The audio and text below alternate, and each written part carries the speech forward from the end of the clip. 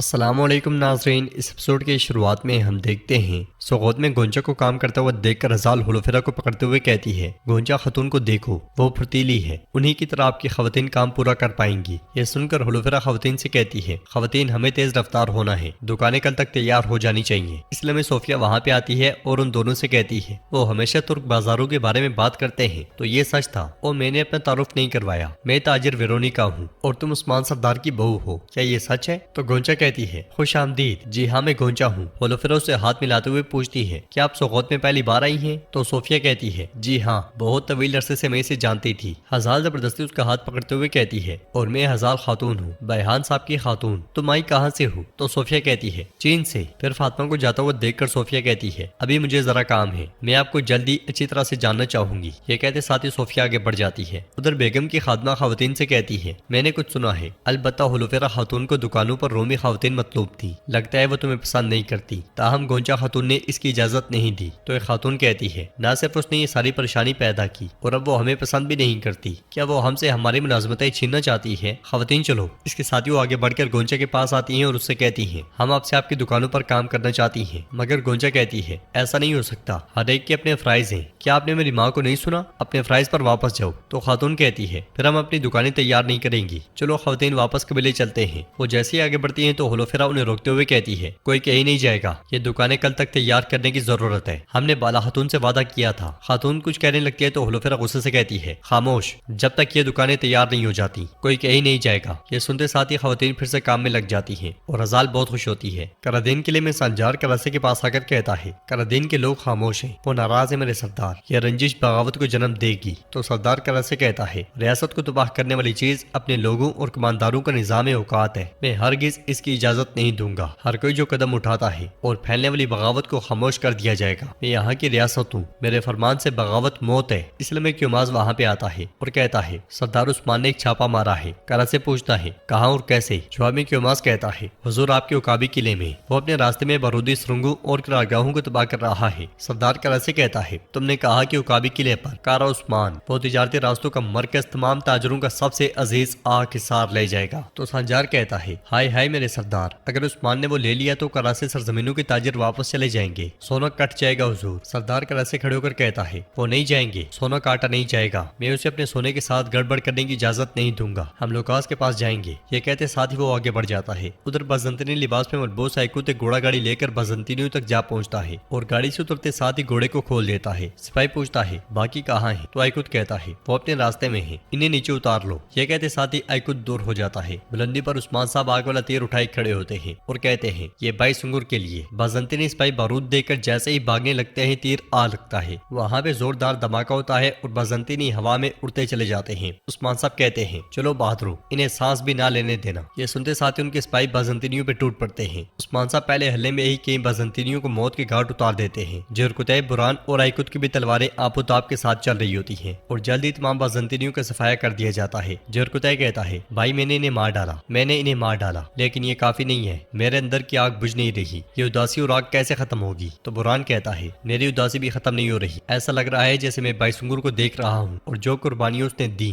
یہ کیسے ختم ہوگا؟ جرکتہ کیسے؟ ان دونوں کو پریشان دیکھ کر عثمان صاحب کہتے ہیں، تو تم بائسنگر کے لیے پریشان ہو، اداس ہو، فکر نہ کرو، یہ انتقام لینے کا وقت ہے، ماتم کا نہیں، اپنے آپ کو سنبھالو، آج کا دن سوگ کا دن نہیں ہے، آج کامیابی کا دن ہے۔ لوکاس تم چاہے جتنا مرضی دیواروں کے پیچھے چھپ جاؤ، یہ تمہاری حفاظت نہیں کر پائیں گی۔ اس کے ساتھ ہی وہ سب آگے بڑھ جاتے ہیں۔ ادھر گاؤں میں پہنچ کر علاؤدین گھوڑے سے اترتے ہوئے کہتا ہے، سپاہیوں تیار ہو جاؤ، وقت آ گیا ہے، آؤ ان کتوں پہ جپٹیں۔ اس لیے میں اورحان گاؤں میں داخل ہوتے ہوئے بازنطینیوں پہ تیر چھوڑ دیتا ہے۔ اورحان کے ساتھ موجود سپاہی بھی برق رفتاری کے ساتھ آگے بڑھتے ہیں اور جو بھی کافر ان کے سامنے آتا ہے روندا جاتا ہے۔ ادھر ایک بازنطینی بلند آواز سے کہتا ہے، حملہ ہوا ہے، مشعلیں روشن کرو۔ مگر اس سے پہلے کہ وہ مشعلیں روشن کر پاتے، علاؤدین ان پہ تیر چھوڑ دیتا ہے اور اگلے ہی لمحے ان پہ تلواروں سے ٹوٹ پڑتا ہے۔ اورحان اور اس کے سپاہی گھوڑے دوڑاتے ہوئے بازنطینیوں کو کاٹتے ہی چلے جاتے ہیں۔ ایک بازنطینی سپاہی مشعل جلانے ہی لگتا ہے کہ اورحان کی پھینکی ہوئی تلوار اس کا کام تمام کر دیتی ہے۔ گھوڑے سے اترنے کے بعد اورحان بازنطینیوں کے لیے ڈراؤنا خواب بن جاتا ہے، جو بھی اس کے سامنے آتا ہے انجام کو جا پہنچتا ہے۔ علاؤدین بھی سپاہیوں کے ساتھ مسلسل بازنطینیوں کو کاٹتا ہی چلا جاتا ہے۔ لڑائی کے بعد عام شہریوں کو ڈرا ہوا دیکھ کر اورحان کہتا ہے، ڈرے مت، کسی کو کوئی نقصان نہیں پہنچایا جائے گا، اب سے آپ کی جان اور مال ہماری امانت ہے۔ پھر وہ غوث سے کہتا ہے، انہیں پانی پلاؤ۔ پھر علاؤدین کہتا ہے، گاڑیوں پر مال غنیمت ہے، اسے لوگوں میں تقسیم کر دو۔ اس کے بعد اورحان علاؤدین کے ساتھ موجود اکرام صاحب سے کہتا ہے، है, सलामत रहे इकराम साहब, आप बहुत दूर से आए हैं, आप आइस्का तुर्क सरजमीन से आए हैं, आपने हमारी मदद की, आपने अपनी मुट्ठी दुश्मन पर हथौड़े की तरह गिराई, आपका बहुत बहुत शुक्रिया। तो इकराम साहब कहते हैं, आइस्का तुर्क हमेशा उस्मान साहब के दावा को अपना दावा समझते हैं और उनके शाना बिशाना खड़े होते हैं। शहजादे अलाउद्दीन उरहान से कहता है, वो सामान जो आग हिसार में है ये ज्यादा देर उनके पास नहीं रहेगा, ये जल्द या बदेर हमारा हो जाएगा। तो उरहान कहता है, जो मौत को तुर्कों का नसीब बनाना चाहते हैं उन्हें फौलादी तलवारों के सिवा कुछ नहीं मिलेगा। अल्लाह ने चाहा तो हम बैसुंगुर के खून और तमाम शोहदा के खून का इंतकाम लेंगे, वो या तो हार मानेंगे या उनके खून की नदियां बहेंगी। ये सुनते साथ ही सब सिपाही अल्लाहु अकबर के नारे बुलंद करते हैं। बुरसा में हरिस्तो 3 सिपाहियों को लेकर लोकास के पास आता है और उससे कहता है, उन्होंने आकिसार के करीब हमारी कारगाह पर हमला किया है। लोकास गुस्से से पूछता है, हमला किसने किया? जवाबन लोकास कहता है, उस्मान ने इन पे बारूद से हमला किया, कारगाह तबाह हो गई है। फिर सिपाही कहता है, उन्होंने अचानक हम पर हमला कर दिया, हमें पता ही नहीं चला, वो बहुत ज्यादा तादाद में थे। ये सुनते साथ ही लोकास आगे बढ़कर उन पे टूट पड़ता है और कहता है, तुम बेवकूफ नकम्मे, जब उस्मान हमला कर रहा था तुम क्या कर रहे थे? ये कहते साथ ही वो उन पे लाते बरसाने शुरू कर देता है और मजीद कहता है, क्या तुम डर के छुप गए हो? तुम बाज़ंतीनी रियासत के लिए दब्बा हो, तुम मर क्यों नहीं गए? कोई बहाना नहीं चाहिए। तो तुमने उन्हें आते हुए नहीं देखा? हाँ,